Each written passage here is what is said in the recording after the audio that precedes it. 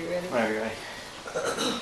All right, Dorothy, welcome to Peace Talks on Life Conversations Radio. It's so great to Thank you. be in your presence again, and I'm really excited about the work that you're doing. I am too. We've been talking about Leonard Peltier for a long time. Was it over 30 years? 35 years. Yeah.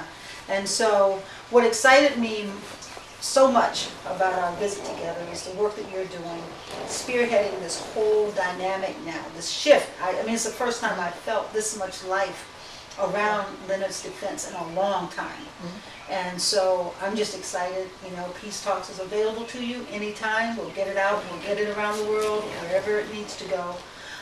But let's talk about Leonard Peltier. It was close to us in the time that we grew up in the 60s and 70s and so forth. But what about people who don't know about Leonard? Why should they, and how are we going to start getting the word out now? And what is it that you want to see happen for Leonard as we come to this moment of a change in leadership for his defense and everything? Okay, I'll just start with saying what I want to see for Leonard immediately. I want to see him walk out of the prison free of all the labels that have been put on him as a murderer, you know, as whatever the government is labeling him, the FBI. I want him to come out free and able to enjoy the rest of his life in peace. I think he's been in there going on 36 years for something that he didn't do. Fighting for Indian people, I don't know that that's a crime. Mm-hmm. You know, he was in there defending traditional people, babies, elders, and women. I mean, they were there protecting them from gunfire. And for him to be singled out and convicted and serving for a double murder for FBI agents, I think, you know, the thing that's so upsetting to me is that there were, in a 3-year period, there were what we call the Reign of Terror. There were 60 murders of Indian people that were never investigated. Nobody's done any time for. They're still sitting out there. Nobody has paid a price for any of that. It's like, what's the matter?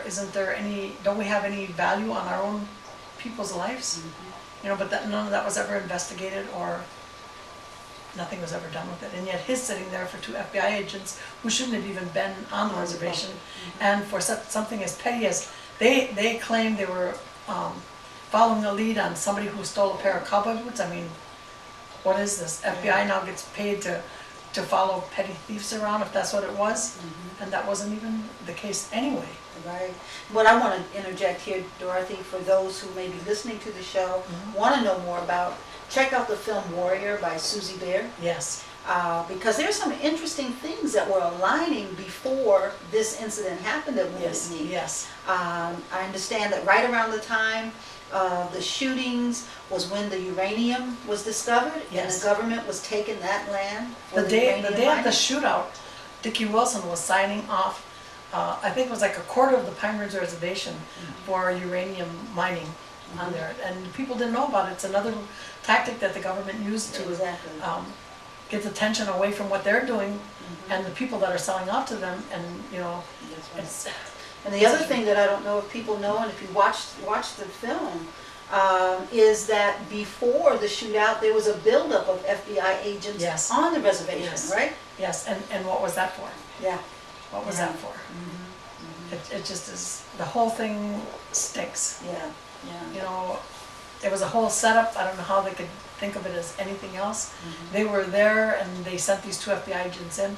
And from what I understand, those 2 guys that went in anyway, some of the local people said that they were there harassing people before anyway. It sounded like, you know, like some of them weren't very well liked anyway. So, I mean, not that they should have been shot or, you know, whatever happened, but I think some of it, what we believe, happened by their own people. Mm-hmm, absolutely. And then, you know, one of the things that I was surprised watching the reservation, we came here from Pine Ridge, from right near Wounded Knee, and one of the things that surprised me when I was watching the video is you had tanks going through there. You could have been watching something in Vietnam or somewhere, you know, back in that time. Yeah. I mean, there were tanks all over the place. There was, you know, just the whole guard and I guess Army, the military people were all over the place. So the environment was being really set for something to happen. Yes, well, you know, the same environment existed during Wounded Knee, the second Wounded Knee, because they brought in their armored tanks. They brought the FBI, brought in weapons and artillery for the guys that were there they called themselves the Guardian, what was it? The Goon Squad. The Goon Squad. Yeah, Mhm. but they brought those, they supplied them with ammunition and guns and alcohol, you know, and let them go after some of the traditional people, and I just think it's such a shame, you know, and the reason is, again, our land. Yes. You know, it's the bottom line, It's again, the is our bottom land. line. And so now, here we are 36 years later. Mhm. How did you get yourself back involved in this case? What was your passion that said, you know what, no matter what's going on in my life, I've got to get involved here? Well, I think, you know, one of the things that I've always remembered is, you know, we started the third AIM chapter in the United States back in 1970 in Milwaukee, and we had a real strong chapter there, and I think that when we did Wounded Knee and when we did the Coast Guard Station takeover, what we all made a pact with at that time is to say, okay, you know, some of us might go to jail, some of us might go to prison, but we're not going to forget about our brothers and our sisters that are caught up in that. We're going to defend them, and we're going to fight to get them free. If anything happens, we're going to take care of their families, and we're going to be there for one another. And I think that always stayed with me. It's like, you know, this hasn't ended, and it's not going to end until Leonard is free. Exactly. You know, we can't just leave him out there hanging for no reason at all. I mean, especially him being innocent, and then to just leave him, and we can't forget about him. You know, it's part of who I am to say, you know, we started this, and we, you know, we're not finished. Yeah, and then there's so much evidence to support him. Yes. So we can talk a little bit about that.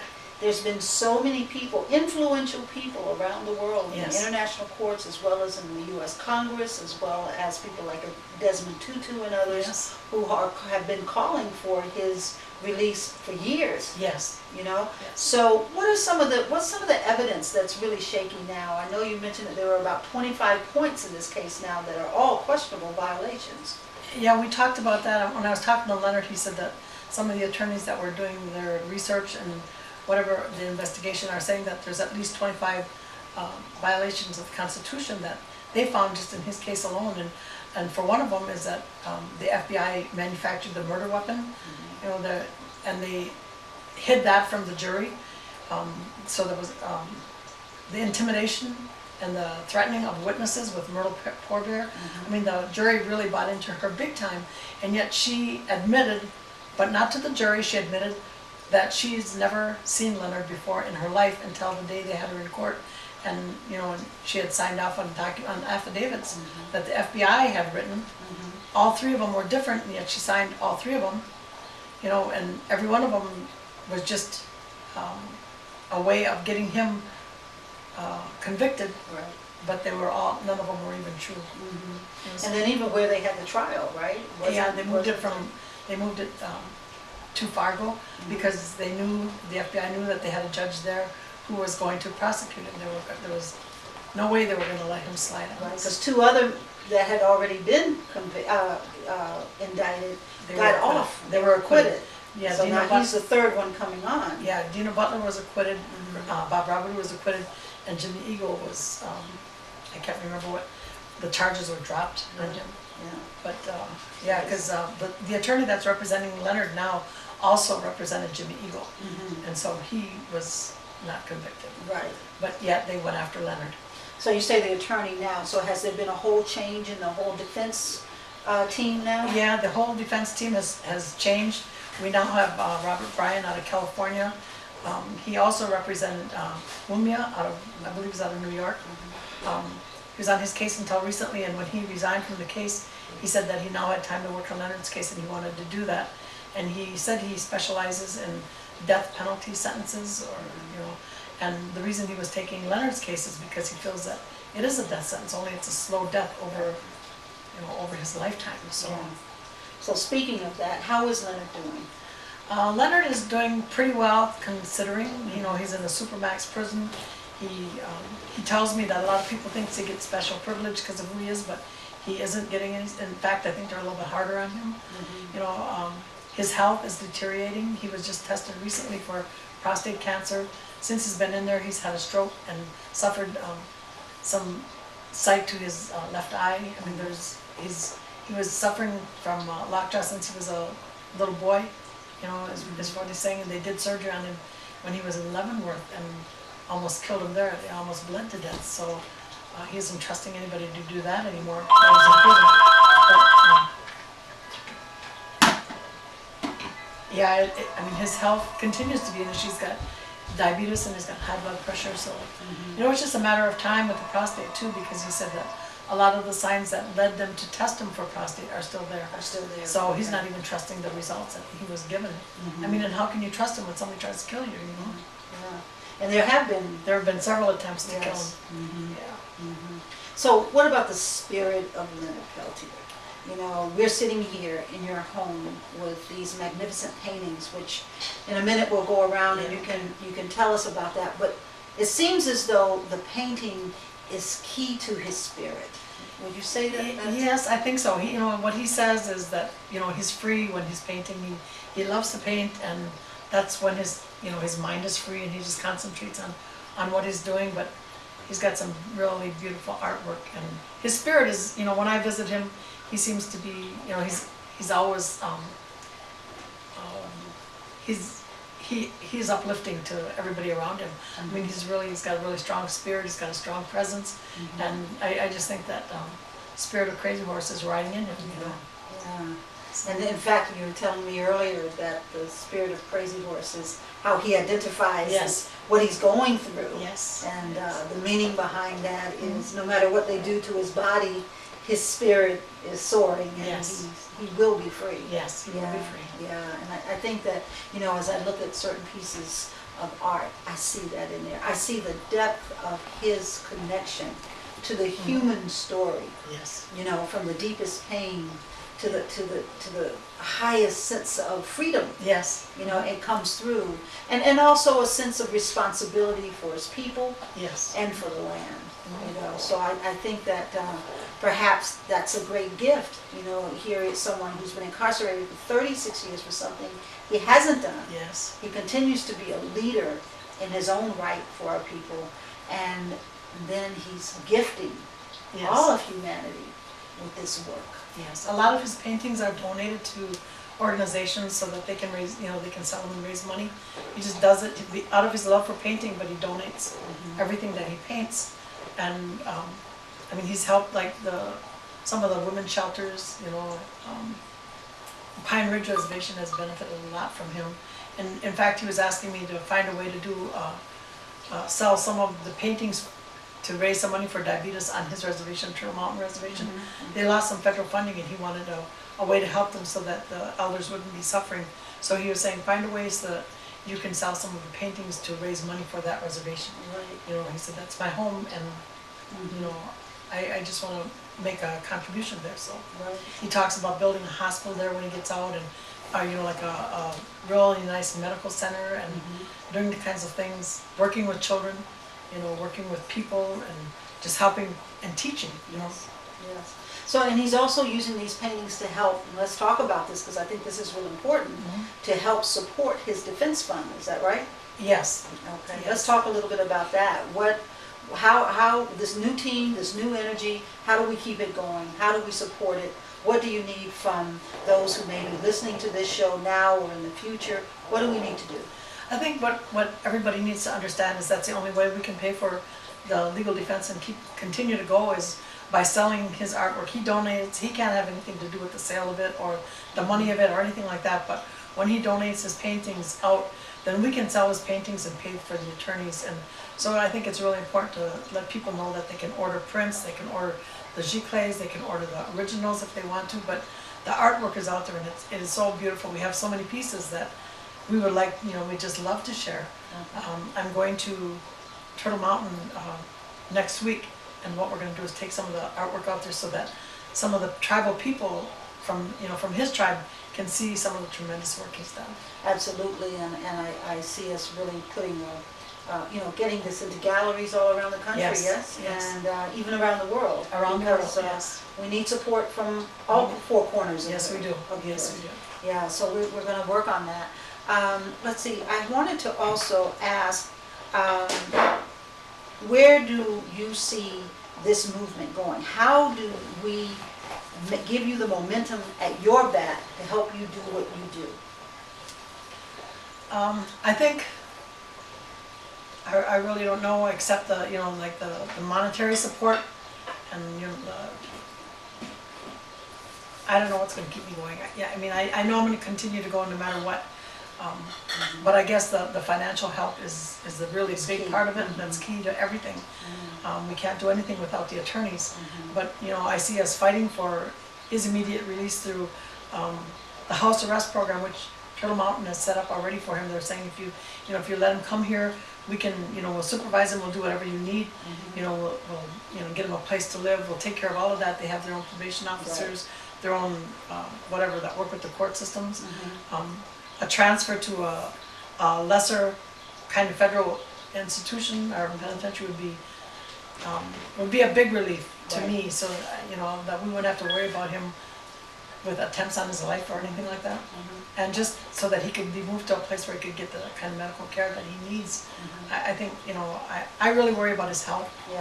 And then what I would love to see happen is a new trial with the evidence so that we can clear his name and let the whole world know. I mean, we already know that he's innocent, you know, but I guess to put it out there and make the government and make the courts admit that there was no wrongdoing on his part.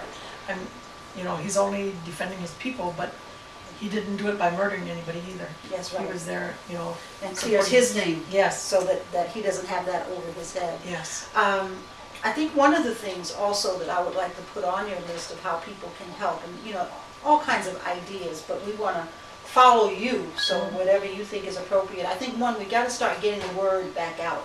Yes. You know, because we got another whole generation or two now that we need to educate about Leonard. They can be a support for us. Yes. Is that so? Yes, education. I think, you know, like we used to have a speakers bureau at the Peltier office, and I think to just revive that again and get people out speaking in the schools. I think his case should even be in the colleges. That should be one of the cases that is on the curriculum to A case study. A case study in the law schools. It probably is already in some of them, but I think everybody should know about what happened to him, because if it can happen to him, it can happen to anybody. Exactly. You know, and I think that he represents a whole lot of what went down in Indian country. You know, and he's out there doing the time for all of us. Yes.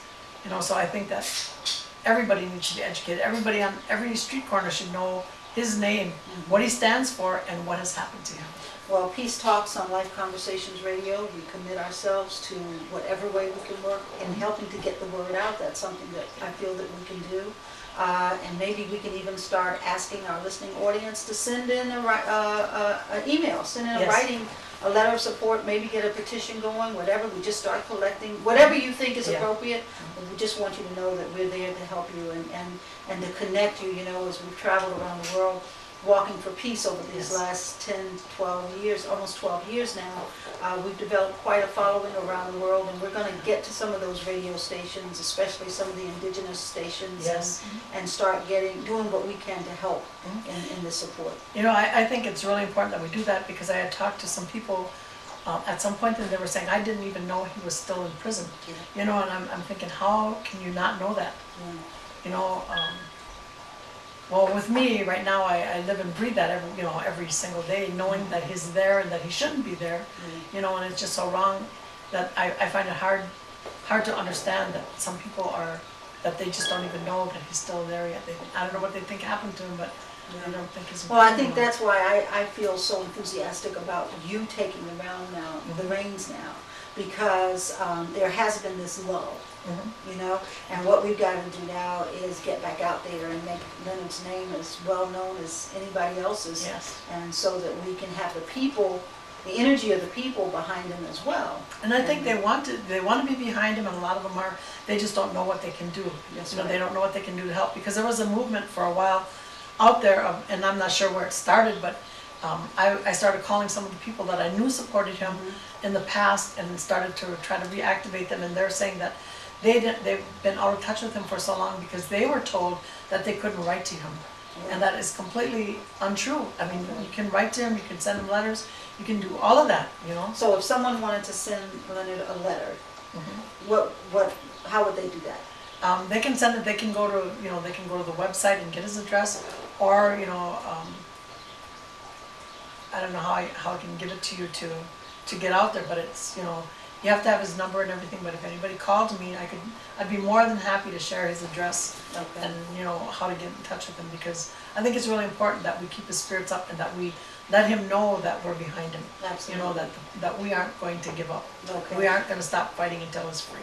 Now, can he get email as well as physical mail, or is it a letter better than trying to do email? A letter would be better, because Okay. he has a limited number of people he can have on the email list. Right. And he can make phone calls, but there's also a limit to that. He only gets like, I think he gets 300 minutes a month, but he has to pay for the emails and the phone calls himself. Okay, so what we're gonna do is we're gonna get on the website, Mhm. and we'll get the write-in information. Okay, And then what we'll do is we'll post that with the interview so Oh, that good. people can have access to that, and maybe we can get some letters flowing and let Leonard know how important he is to us. I know, he that's- has to know that. He doesn't need to be sitting there thinking he's lost I know. to us, you know, Yeah. he's still a hero Mhm. in our communities. Yeah, I think he knows that we support him, you know, I think he's getting that again, you know, but I think for a while it sounded like he was kind of not understanding, or, you know, he just doesn't want, he wants us to get out there and light that fire, you know, Exactly. get that fire going again, you know, Right. and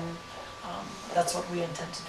Okay, well, we're gonna do that, and what I was thinking we could do now, let's look at some of the paintings, and Okay. maybe you can tell us a story about them, Okay. and then we can finish up talking about the key role that these paintings play in terms of helping to support this defense effort we have going now, and Yes. how we don't want to free Leonard, we know we're going to free Yes, Leonard, yes, right? yes. And so we want people to know how they can help us do that. Yes. And with Dorothy, with you there, I feel so confident that we're right there.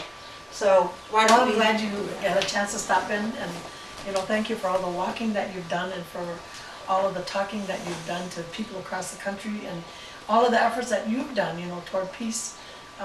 That's a big undertaking on your part, and, you know, I appreciate that, and I really love you for doing everything you're doing, and you're changing the world. Thank you, Dorothy. Thank you for allowing us to be here with you and your family. It's been amazing on behalf of the 13 Moonwalk for Peace. You know, it's been great. You've given us another push to go forward on this Good. last churn of the journey. Yes, yes.